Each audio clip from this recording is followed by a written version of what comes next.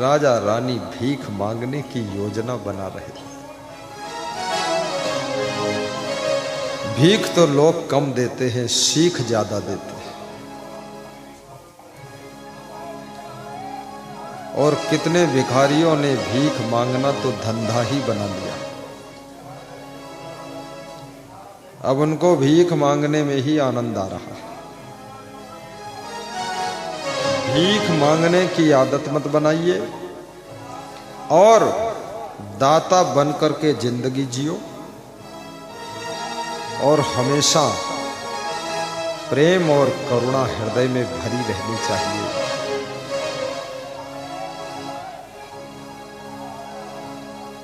भूखन मरन लगे न प्राणी, भिक्षा तेरी की तब ठानी।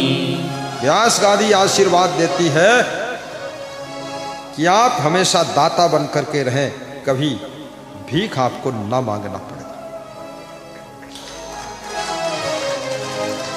घर घर भिक्षा करई भुआरा, तन पर बसन न जुरई आहारा।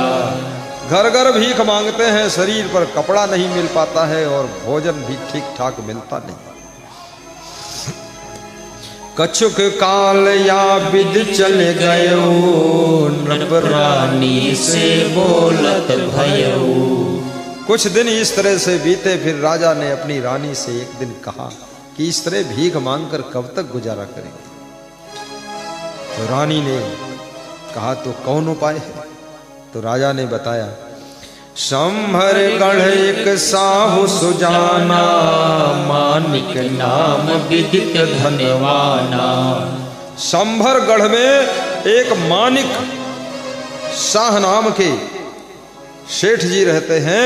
वह सबका पुण्य खरीदते हैं और पुण्य के बदले धन देते हैं।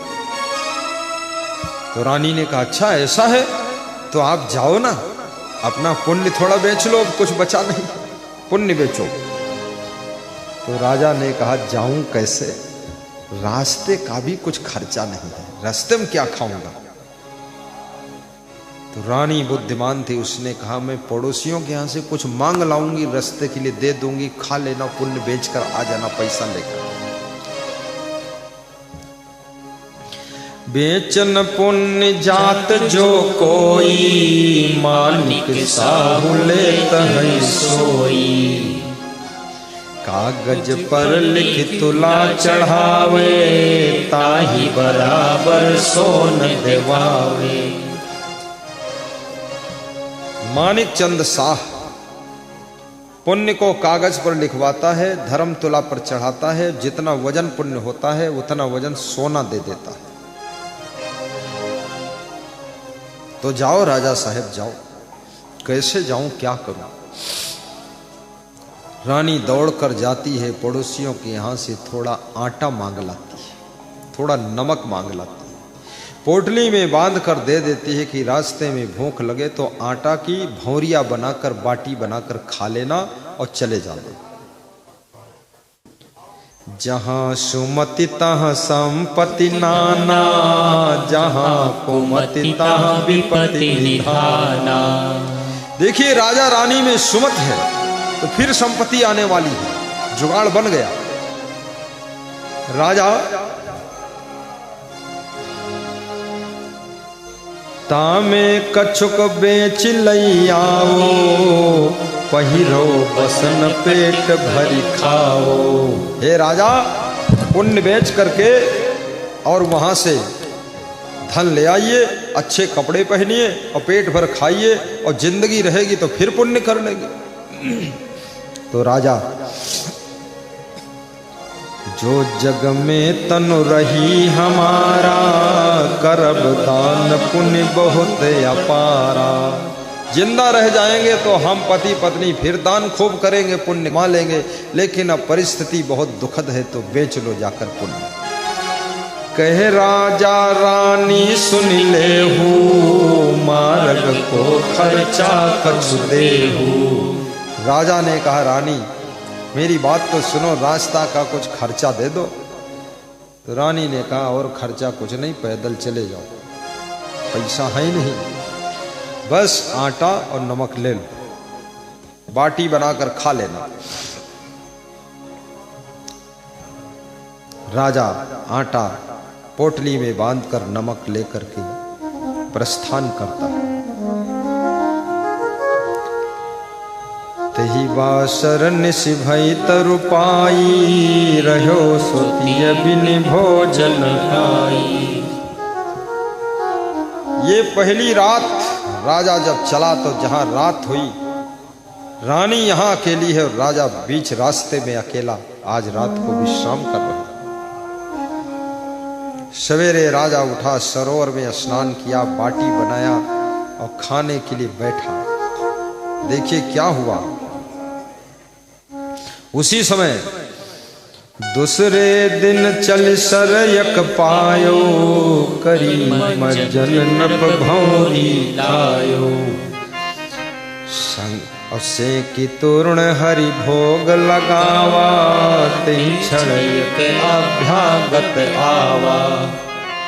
एक भूखा व्यक्ति आया, साधु टाइप के कपड़े पहने था, और जब बाटी को तोड़कर भगवान का भोग लगाकर खुद खाने का इरादा किया राजा वीरभद्र ने, तो उसने कहा मैं बहुत भूखा हूं, मुझको दे दो। तो राजा ने कहा मैं तो 2 दिन का भूखा हूं और तू भूखा है, चलो कोई बात नहीं। क्षुधावंत बोला हर हाई, सुन रब के मन करुणा आई। होय धनी कंगाल जो तद्यपि रहे उदार, जन्म दरिद्री धन लहे, कर न सके उपकार।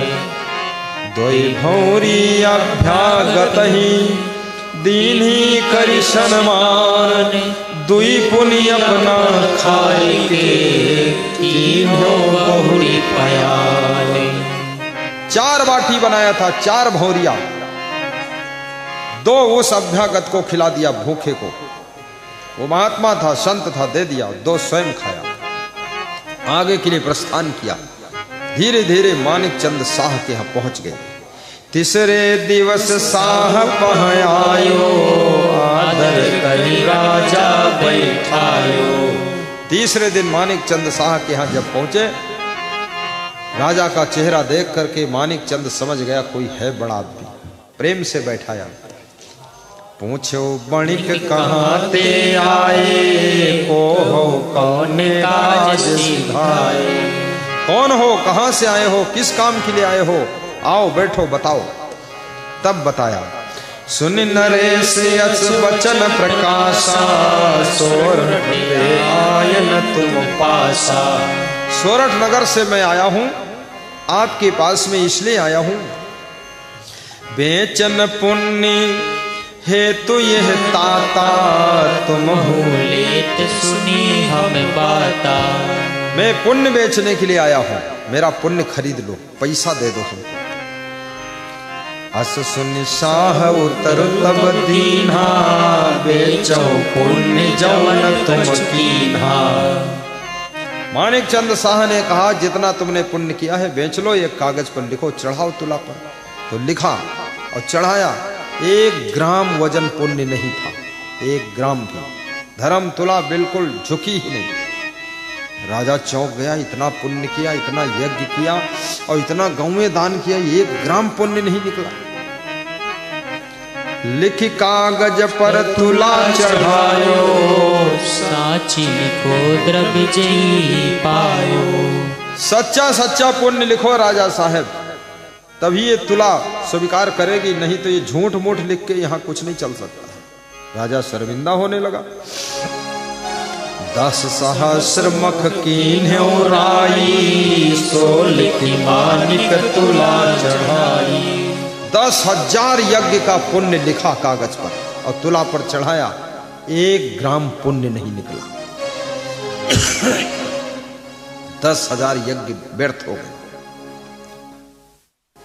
पलरा दो रहे समाना, रति न चढ़ा मही पल जाना।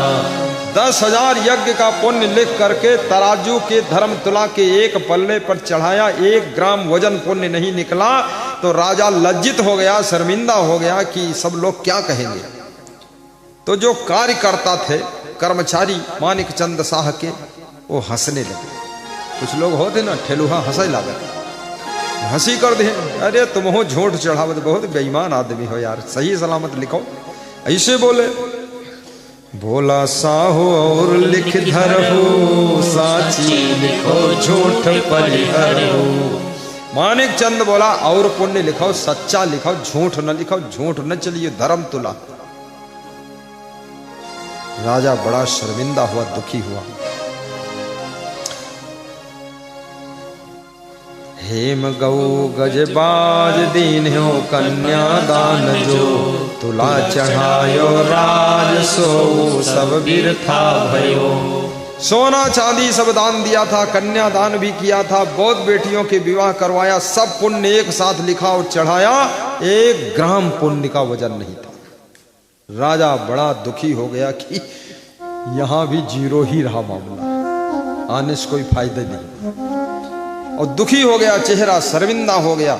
तो मानिक चंद शाह ने कहा, एक बात बताओ, आप राजा वीरभद्र हैं ना, ये पुण्य कब किया आपने? बोले जब मैं राजा था।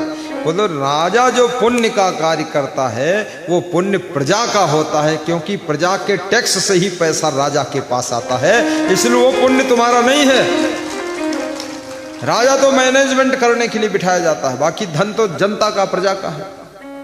जब से राजा नहीं रहे उसके बाद क्या तुमने पुण्य किया? बोले उसके बाद तो हमारे पास पैसा ही नहीं बचा, तो हम पुण्य क्या करें?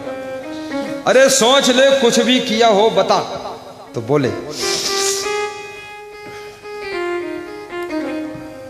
वीरभद्र कहे सुनिए साहू, जब हम थे सोरठ के नाहू। और पुण्य कुछ किया हो बताओ राजा साहब। तो बोले और मैंने इतने किया है कि यहां आ रहे थे तो मेरी वाइफ ने थोड़ा आटा पड़ोसियों से मांगकर, नमक मांगकर दिया था, तो एक सरोवर के किनारे मैंने बाटी भौरिया 4 बनाया था। तो एक अभ्यागत साधु भेष में आया था, वो मुझसे कहने लगा मैं बहुत भूखा हूं, तो 2 बाटी उसको दे दिया और 2 मैंने खा लिया, बस इतना ही किया हूं। तो बोले 2 बाटी का पुण्य चढ़ाइए लिख कर। तो लिखा कागज पर 2 बाटी का पुण्य चढ़ाने जा रहा हूं। चढ़ाया तो क्या हुआ देखिए।